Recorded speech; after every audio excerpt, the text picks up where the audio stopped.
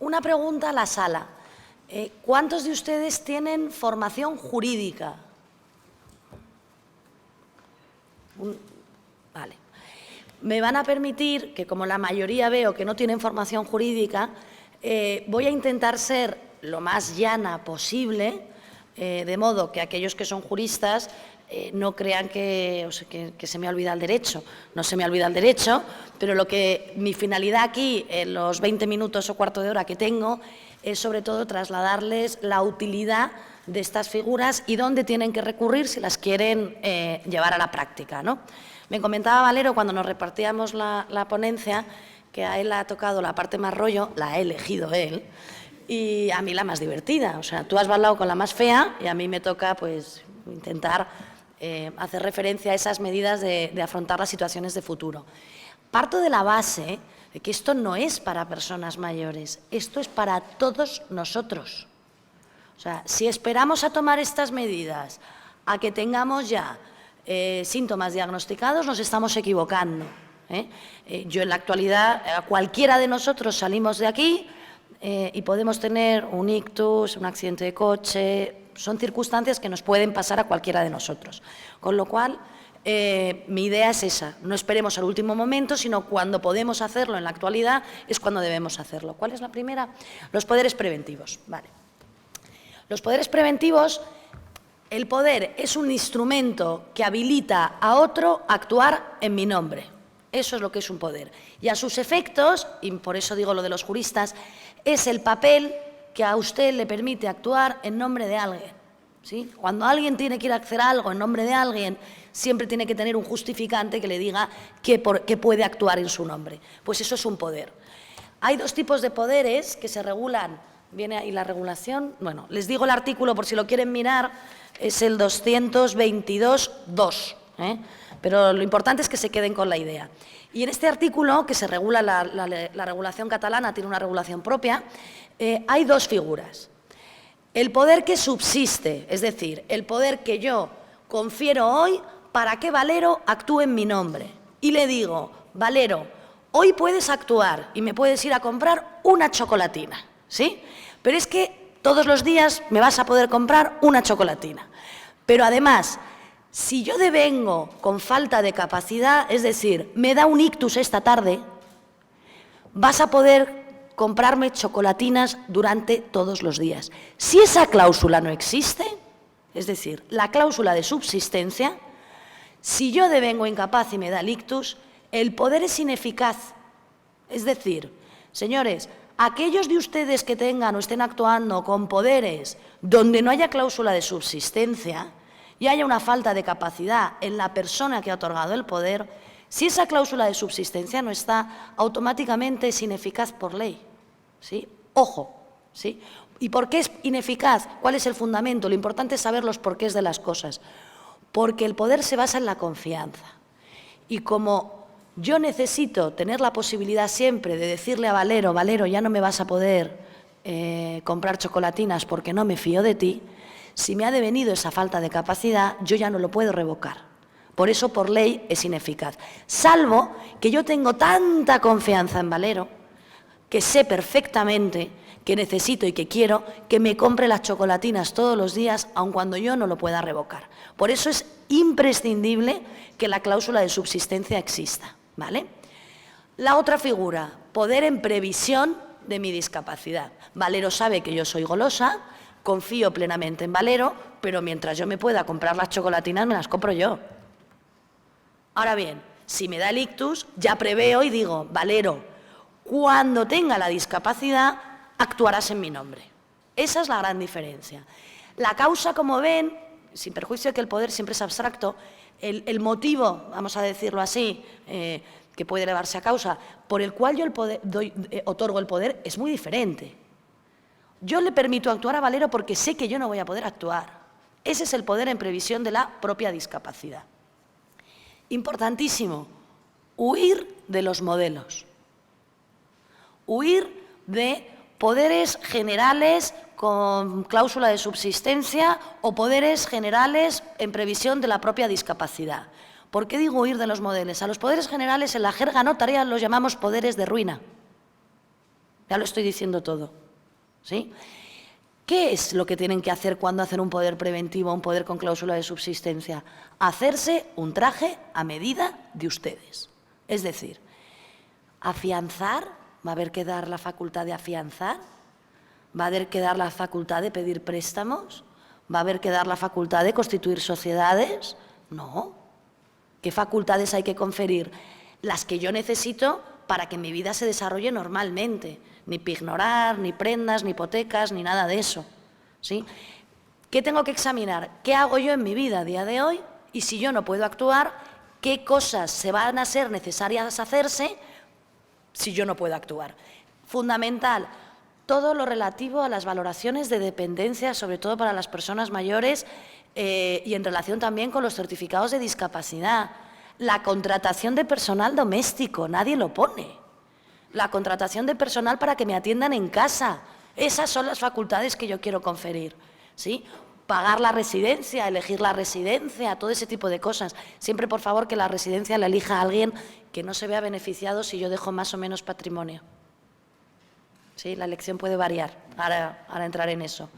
¿Sí? Entonces, todo ese tipo de facultades, sin perjuicio de facultades patrimoniales y económicas, por supuesto, comprar, vender, gastos ordinarios, puedo poner límites, hay tal variedad, o sea, la creación jurídica es del notario en base a su vida, que son las telas. Siempre me he definido como un modisto, soy un Versace a precio de Zara,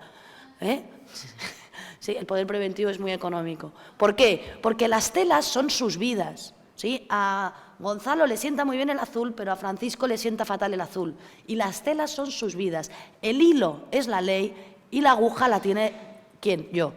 O sea, el que redacta el documento. Por eso tiene que ser muy específico. De ahí que yo siempre recomiende en los poderes preventivos hacer algo que no se hace en otros poderes normales, que es una exposición de motivos. Lo que viene a ser ¿por qué confiero yo este poder?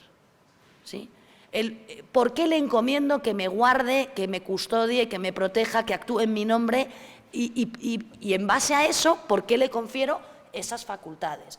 Y sobre todo, ¿cuál es mi experiencia vital? ¿Dónde quiero vivir? ¿Dónde quiero residir? ¿Que quiero estar en casa?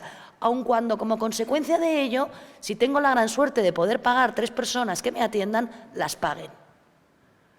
¿Sí? Y si no tengo, o quién tiene que elegir la residencia, cómo tiene que hacerse, etcétera, etcétera. Con lo cual, es importantísimo, y estoy analizando los elementos objetivos, la exposición de motivos, es decir, el motivo por el cual lo otorgo, y por otro lado, las facultades que confiero, ¿sí?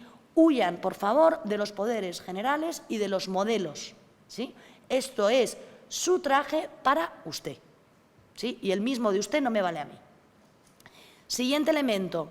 Órganos de fiscalización. Puedo poner órganos de control y puedo distinguir facultades. Es decir, para los gastos ordinarios, para las cuestiones ordinarias, pues se lo puedo decir a mi hijo, que es el que vive cerca y es el que más se va a ocupar. Para cosas importantes, la venta de la joya de la corona, si es que alguien la tiene, que es la casa, hacer cuestiones, pues no pongan solo a uno, pongan a varios. ¿Por qué? Porque a uno se le puede ir la cabeza, pero que se les vayan a todos, ¿sí? Para cuestiones, por ejemplo, que lo he apuntado antes, la elección de residencia, si es que se tiene que elegir en algún momento, por favor, los hijos que participen, pero, y no pasa nada. A ver, cuando recibo a gente en el despacho, todos pensamos que lo que nos pasa a nosotros no pasa nunca. ¿Sí? Entonces, a veces hay vergüenzas para hablar, hijo, eso es la realidad, sí pasa siempre. Siempre está el interesado, el que sale rana, el cuñado que siempre suele ser político, es la familia, es la vida. ¿Sí? El que se pone a opinar, es la vida, o sea, normalicemos, no hay problema. Pero es importantísimo que conozcamos muy bien nuestro ámbito y nuestra familia para después poder conferir estas facultades a la hora de actuar. Y con una realidad y con una naturalidad, sin llevarnos las manos a la cabeza, porque esto es así. Fundamental, por tanto, que se pueden poner órganos de control. Si entendemos que hay alguno que puede ser más así, pues no le demos a él la facultad, que sean 2, que sean 3. Tienen una creatividad jurídica espectacular. Debe de otorgarse en escritura pública por el control, lógicamente, tanto de la capacidad. Y en el momento en el que me deviene a mí la discapacidad o la falta de decisión, se comienza ese poder a poder utilizarse, como dice la gente comúnmente. En el documento, en el poder, además de la exposición de motivos, hay que especificar muy bien a partir de qué momento se va a poder utilizar. Se pueden utilizar 2 certificados médicos, de médicos independientes, etcétera, etcétera. Es decir, quién es el que tiene que valorar la entrada en vigor o la posibilidad de utilización del poder. Es absolutamente importante, con lo cual, céntrense, esta figura es para mí espectacular porque no es preciso poner en tutela a las personas que tengan este poder. Se evita la incapacitación. Nos hemos quejado muchas veces de que no se nos han hecho los trajes a medida por parte de las autoridades judiciales, cosa que está cambiando. Bueno, pues yo voy a criticarnos a nosotros mismos. Nosotros tampoco nos hemos hecho los trajes a medida. ¿Quiénes de ustedes tienen un testamento hecho? ¿Me pueden levantar la mano? Bastantes. ¿Quiénes de ustedes tienen un poder preventivo hecho? 4. Los que tienen la suerte de tener casa, ¿todos tienen una escritura? Sí, ¿verdad? Levantemos la mano. Perdonen, ¿les importa? Y con hipoteca, ¿les importa a ustedes más los inmuebles que su persona? La misma crítica al Código Civil. Es la misma. ¿Sí? Damos más importancia al patrimonio que a la persona. ¿Sí? Y eso es lo que hemos criticado tanto al legislador como a los aplicadores de la ley. No me has hecho un traje a medida, no me permites hacer un traje a medida y hemos hecho lo mismo. Y en cuanto al testamento, que hay muchos más testamentos, ¿les preocupa más dejar el futuro arreglado para cuando ustedes no estén? Y nunca hemos pensado que también es muy importante dejar nuestro futuro arreglado cuando estamos. ¿Sí? Entonces, es una reflexión. Esta figura a mí es una maravilla, puede subsistir perfectamente, no es precisa la incapacitación y, lógicamente, se extingue cuando yo me muero, sin perjuicio de que también existe un control judicial posterior, como con cualquier poder, es decir, y esto me lo han preguntado, es que, claro, yo confiaba y el apoderado se me han vuelto rana. Tranquilos, como siempre, la autoridad judicial intervendrá después. ¿Sí? No hay ningún problema, no es nada especial. A la siguiente figura, porque no quiero extenderme mucho, la autotutela. ¿Sí? Yo a estas 3 figuras les denomino el pack preventivo. ¿Sí?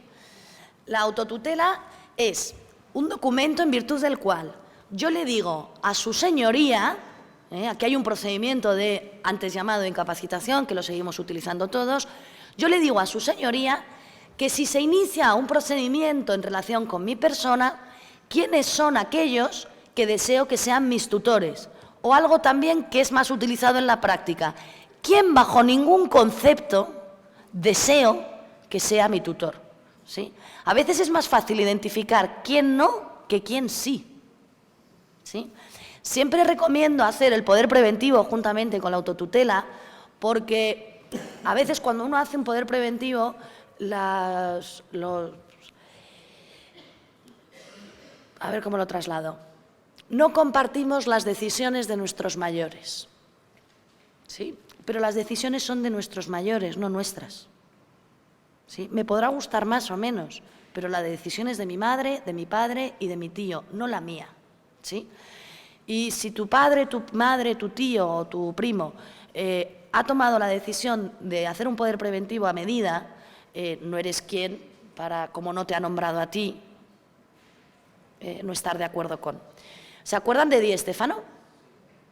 ¿Sí? ¿Y de la duquesa de Alba? ¿Cuándo se iniciaron los procedimientos de incapacitación? Cuando se querían casar. Lo lanzo, ¿sí? Hay que respetar las decisiones de nuestros mayores. Entonces, la autotutela lo que permite es, si alguno dice, bueno, el poder preventivo, esto no vale, tal, no sé qué, me voy al juez para que me nombre a mí. Bueno, pues ahí ya, ese que se sabe que no queremos, pónganlo. Y motívenlo y expliquen por qué. ¿Sí? Tengan en cuenta que toda la información se la van a dejar ustedes al juez escrita y no la van a poder trasladar. Expliquen los motivos de por qué. ¿Sí? Con lo cual, nombramos tutor por si en el momento alguien inicia un procedimiento de incapacitación o por si es necesario iniciar el procedimiento de incapacitación porque es que hay que revocar el poder porque el apoderado que yo he nombrado me ha salido rana. No, lo siguiente. ¿sí? Entonces, la autotutela es un documento de cierre, o sea, poder preventivo y autotutela. Que no hace falta, es prevención, que no hace falta ponerlo en marcha, bendito sea Dios, pero si hace falta ponerlo en marcha, lo he previsto, ¿sí? Es fundamental también que te permite, y esto lo tenemos solo los de regulación foral de aquí, hay una figura maravillosa que se ha vuelto a introducir, que es el Consejo de Tutela, ¿sí? Pasamos de una autoridad familiar, de una tutela familiar a una tutela de autoridad. Y ahora aquí ya tenemos mezcla. ¿Por qué? El Consejo de Tutela es el órgano que yo puedo diseñar con los familiares, amigos, profesionales, con quien yo quiera, que puede hacer las veces de apoyo al tutor e incluso, si hay que vender la casa o hay que hacer determinados actos que requieren autorización judicial, la ley me permite a mí, solo a mí, o bien en relación con los hijos, si es que les he nombrado tutor, decir, bueno, que en vez de ir al juez, la decisión la tome el Consejo de Tutela, con lo cual es mucho más dinámico, ¿vale? La autotutela, lo más importante para mí, igualmente se deja constancia en escritura pública, y tanto del poder preventivo como de la autotutela, el notario a la hora de autorizar el documento lo comunicamos al registro civil y al registro de entidades de aquí, de Cataluña, que tenemos registro propio, ¿de acuerdo? ¿Para qué? Para que tengan conocimiento de la existencia de estos documentos, ¿vale? Lógicamente, se debe de respetar por parte de la autoridad judicial aquello que yo he dicho, es decir, salvo que las circunstancias hayan cambiado. Es decir, yo a día de hoy hago un documento de autotutela y nombro a mi hermana y dentro de 20 años mi hermana resulta que está ingresada en un centro de desintoxicación, pues no me van a nombrar tutor a una persona que en el momento de ejercicio no es adecuado que lo ejerza, como es lógico y normal, y el juez tendrá que motivar la resolución de por qué no lo nombra, porque las circunstancias han modificado. Pero si todo sigue un orden normal, sí es verdad que yo puedo diseñar a día de hoy cómo quiero que sea mi vida jurídica y mi vida personal sin necesidad de intervención de nadie, es decir, pensando en relación con lo que yo tengo y los instrumentos jurídicos que me permite el derecho. Me hace mucha gracia porque si sale en la tele que comiendo Kia o bayas de goji o no sé qué, no sé cuántos, vamos a vivir más o y todos nos dedicamos a comer ese tipo de cosas y cosas tan sencillas como estas no las utilizamos, cuando esto sí que previene futuros problemas el día de mañana. Y la tercera figura que cierra el PAC es la que se denomina voluntad médica anticipada. La voluntad médica anticipada, en este caso, se puede hacer ante notario, se puede hacer con 2, 3 testigos. La regulación de aquí, catalana, permite notario o 3 testigos. Es el documento, vamos a ver, que se diseña o se refiere al ámbito médico. También está regulado, la voluntad médica anticipada está regulada en el libro de Cataluña. A ver si encuentro los artículos por si lo quieren saber. Bueno, están todos a partir, todas las figuras están a partir del 221. Sí. No, 212.3, ya lo he encontrado, ¿vale? Es el 212.3, voluntad médica anticipada. Y el poder preventivo, ya se lo había dicho antes, 222.2, y la autotutela 222.4. Eso es para que, si lo quieren ver, es muy sencillito. La voluntad médica anticipada va dirigida al ámbito médico. Vamos a ver, si yo entro en un hospital y yo puedo decidir, el médico me va a preguntar a mí. O sea, la voluntad médica anticipada es para el supuesto en que yo no pueda tomar decisiones y no tenga la posibilidad de comunicarme con el médico. En este documento lo que se hace es dejar constancia, primero, de que deseo que se me apliquen tratamientos paliativos del dolor, aun cuando se me acorte la vida, en caso de enfermedades terminales, que no deseo que se haga ensañamiento terapéutico, ¿sí? Todo es dentro de los límites legales. A día de hoy la eutanasia no está admitida en nuestro derecho, es penal, con lo cual ese tipo de actuaciones no se pueden documentar. Pero se refiere exclusivamente a estos ámbitos, al ámbito médico. ¿Por qué? Porque el profesional de la medicina se va a dirigir a una persona en concreto para tomar estas decisiones. Por eso es fundamental, dentro de este documento, la figura del representante, ¿sí?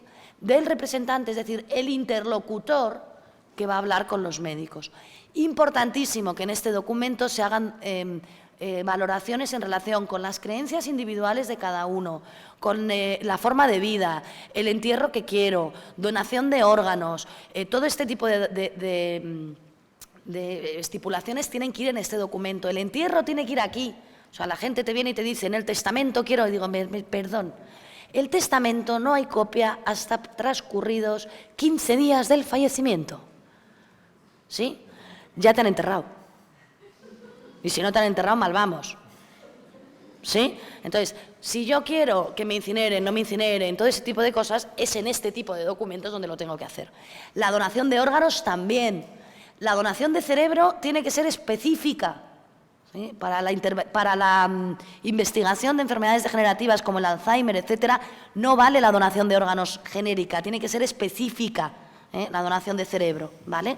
Y fundamental, por tanto, que aquella persona que va a ser el interlocutor médico sepa cuál es mi estilo de vida y mis creencias y mi forma de ser, para que se respeten, ¿sí? Porque aquí, de nuevo, volvemos a respetar nuestras ideas y no las de la persona mayor. También ahí se comunica al registro de la Generalitat y luego al registro estatal. Cuando se creó este documento hay 17 comunidades autónomas, tenemos 17 registros y hasta que se creó el registro estatal tardamos un poquito, estuvimos un tiempo en que les decíamos a la gente, si te vas a Lugo de vacaciones, vete con el documento debajo del brazo porque todavía no se conoce, ¿no? Hoy en día ya existe esa posibilidad. Y finalmente, me queda, nada, voy a hacer muy breve, no, lo he cambiado, el testamento, ¿sí? Era el testamento. El testamento es el documento en virtud del cual yo ordeno mi vida para cuando yo falte, es así, ¿vale? Y especifico a quién quiero, cómo quiero dejar mis bienes, etcétera, etcétera. Otro traje a medida, ¿sí? Es otro traje a medida. El único límite que tenemos aquí son las legítimas, además la legítima catalana es una gozada porque no es como la del resto en algunos territorios del resto de España, donde es horrorosa porque es que mandan más los hijos que otras personas, es así. Pero en el testamento tienen ustedes la posibilidad de hacer virguerías, pero absolutas virguerías. Yo siempre, el hológrafo es ganas de dejar líos. El hológrafo es el que hago yo en mi casa y escribo en un papelito con la fecha, etcétera, etcétera. Yo ese no lo recomiendo porque no conocen la legislación y luego tiene que pasar un trámite que es la adveración, es decir, probar que verdaderamente es mío y la protocolización notarial.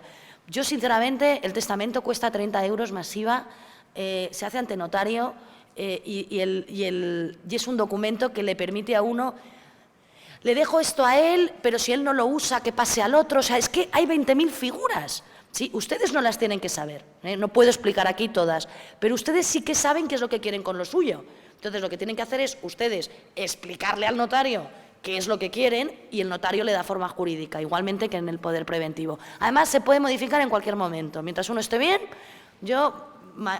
tampoco hay que tener, y perdónenme la palabra, diarrea testamentaria, porque en ese momento me voy a plantear yo si hay capacidad o no. Intentamos siempre serenar a las personas después de las fiestas, es decir, después de Navidad y después de verano, el roce hace el cariño, saltan chispas y al hijo le desheredo, ¿no? Entonces, calmémonos, los testamentos, los poderes, todo este tipo de documentos hay que hacerlos cuando uno está sereno, no cuando uno está en plena efervescencia, ¿de acuerdo? Y, exacto, gracias. Y me apunta Valero, que somos un tándem, existe una posibilidad aquí en Cataluña, que es la desheredación por la falta de relación y de atención con la persona, es decir, y está pasando mucho, el hijo que lleva 30 años sin hablar con el padre, ¿sí? O con la madre, ¿sí? Es causa de desheredación en la regulación de aquí, la falta de comunicación y atención, de forma que siempre acudan al notario más cercano que tengan en su sitio para que les aconseje y les haga ese Versace que dé configuración a sus inquietudes vitales, con lo que es el poder preventivo, la voluntad médica anticipada, la autotutela y finalmente el testamento. Y con esto ya hemos terminado.